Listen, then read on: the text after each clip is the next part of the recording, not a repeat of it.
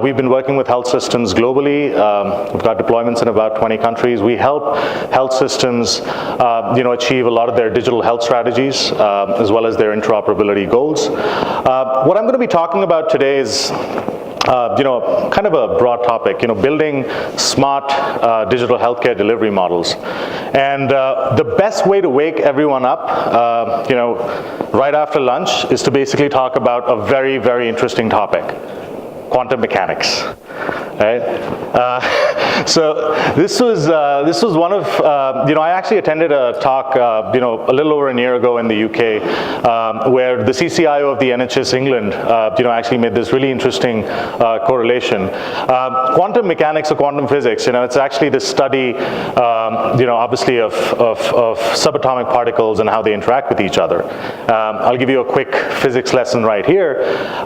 In essence, everything that we see around in our world, right? All the different laws of physics, of gravity, of electromagnetism, everything is basically derived by what is called a basic interaction, right? The basic interaction is basically how the most minute subatomic particles talk to each other and how they work with each other.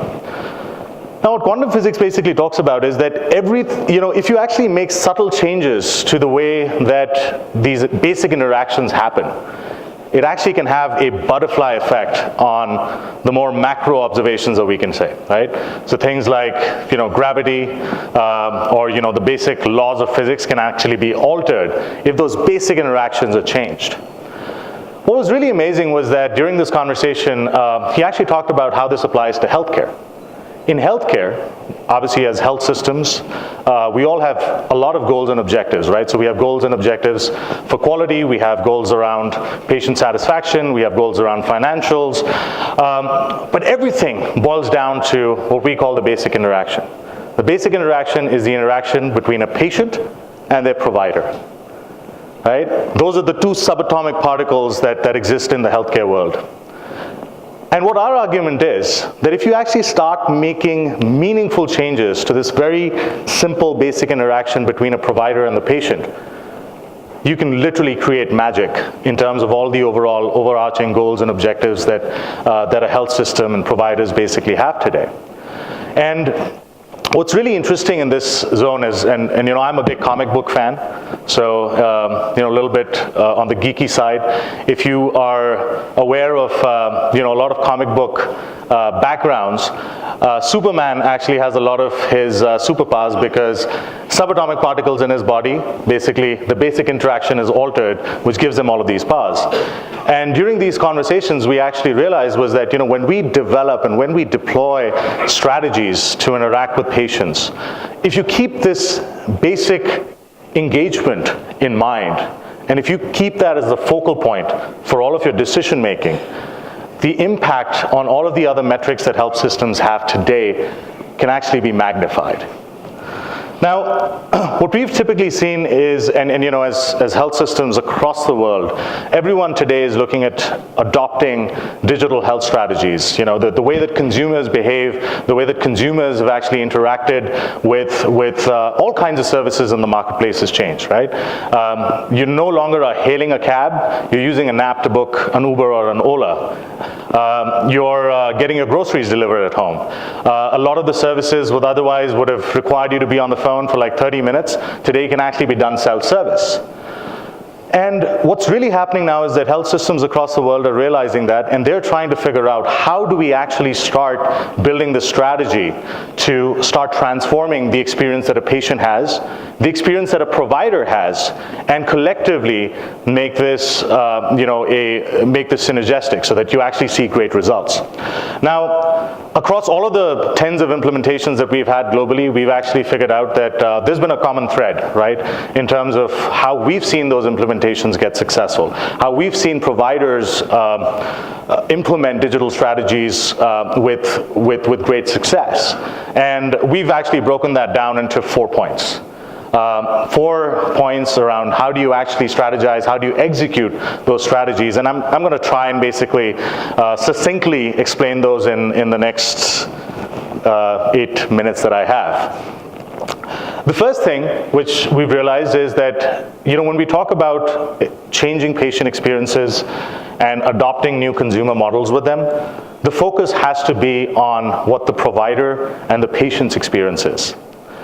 Everyone around the entire ecosystem can be impacted if you actually make informed and really insightful decisions on how that basic interaction works. So the first thing we actually tell health systems is focus on that basic interaction. If a patient is coming to your hospital today or is walking into a clinic and is getting services, the 5, 10, 15 minutes that they actually see a provider or the other staff that they actually meet before they see a provider, the experience and the interaction that they have is of utmost importance. In a digital world, we're not only talking about those 5 or 10 minutes anymore. We're talking about a much more longer term engagement, right? So today, if I want to basically go to a hospital, I'm booking an appointment, I'm basically, I'm touching base with a lot of different people before I even see a provider. So focusing on that basic interaction is extremely important. To be able to do that, we really need to understand what those different touch points are. So when we talk about digital strategy, we talk about, all right, how many different touch points does a consumer or a patient really have with a health system? It can start as early as somebody booking an appointment. It can then lead on to what their experience is when they walk in to the premises of the health provider. Their experience can be impacted. There's another touch point where they're filling up forms, they're filling up a lot of data before they get to see a provider. Then there's another touch point where the provider is actually meeting with them, right? And after that visit is over, there's a whole long journey after that. The patient walks out, he's probably got some medications, there's some diagnostics that they need to basically get done. There are a lot of different touch points and a lot of different service providers within the hospital that end up basically interacting with them. And what's really interesting is that in the digital world, those touch points are now extending to outside the four walls of that hospital as well. So if it's a patient who's diabetic, he came in, he had a visit, he was able to book an appointment, but once he actually left the health system, there has to be a constant engagement with that patient as well, so that they actually create more touch points around how they're interacting with their healthcare providers. So what we typically look at doing is, we look at prioritizing those touch points, right? As part of a digital strategy, you can't do everything all at once. So start prioritizing, look at what are the biggest problems that you want to actually solve. Do you want to actually look at solving the interaction that a patient has with the appointments? Do you want to solve it for after they leave the hospital? We work with health systems to basically understand how do you prioritize that.